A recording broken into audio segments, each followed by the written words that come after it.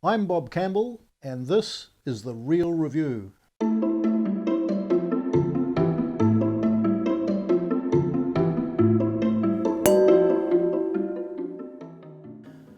Hello, I'm Bob Campbell, and we're about to try the 2019 Akarua Pinot Noir from Central Otago, and that's got a retail price of $45.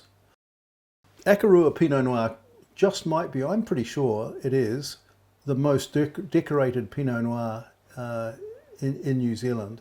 It's being produced for quite a number of years. I don't know when the first vintage was. I know I can recall tasting the 2001 vintage, so it's been going for 20 years at least, and and it just seems to pick up trophies and gold medals every year. It's a very consistent wine.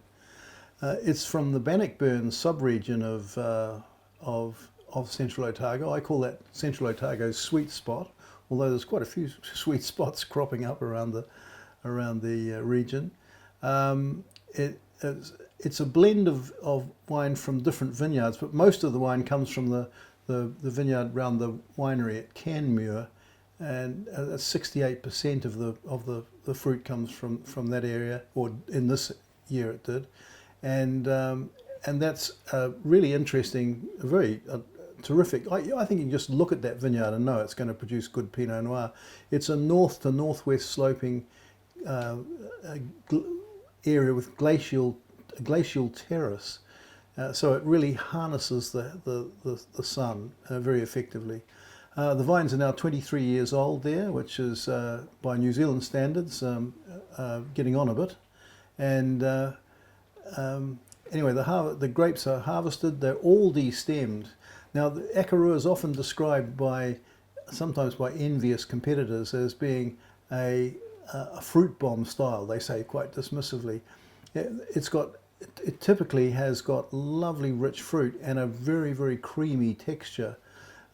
So while the trend in Central Otago Pinot Noir is to perhaps use some whole stems and get some tannins from those stems and some spiciness and some little bit more complexity, Akarua have chosen to go the no stems route and just the fruit, the whole fruit, nothing but the fruit is what that's all about, which is what they've consistently followed that line throughout.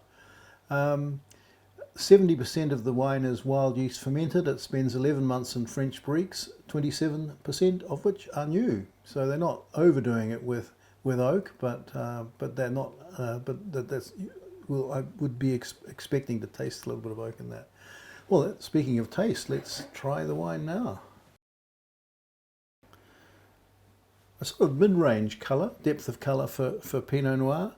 Not that I take much notice of colour in Pinot Noir. I've had some wonderful wines that are almost like rosé, and others that are black as ink. It doesn't seem to be terribly relevant. I'm smelling plums and cherries.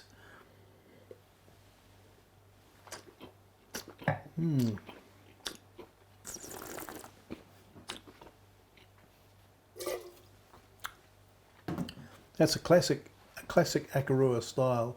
Love, as I said, plums, cherries, ripe fruit, a little bit of floral, just a touch of perhaps violet or even red rose, and I'm getting some spiciness. Interesting that the vineyard is wild thyme covers the vineyard, and it often picks up that classic sort of spicy wild thyme or floral character, which I think I'm getting here.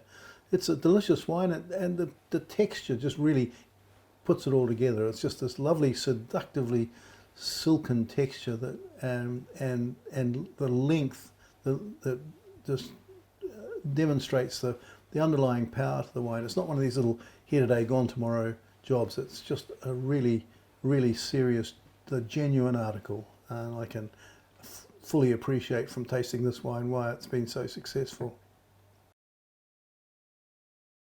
I gave it 95 points, which ranked at 10th out of 73 Pinot Noirs from Central Otago.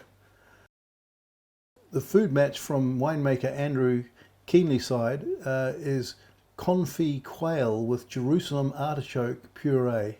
Wow, I don't think I've ever had confit quail with Jerusalem artichoke puree, but I certainly like to give it a go. Anyway, cheers.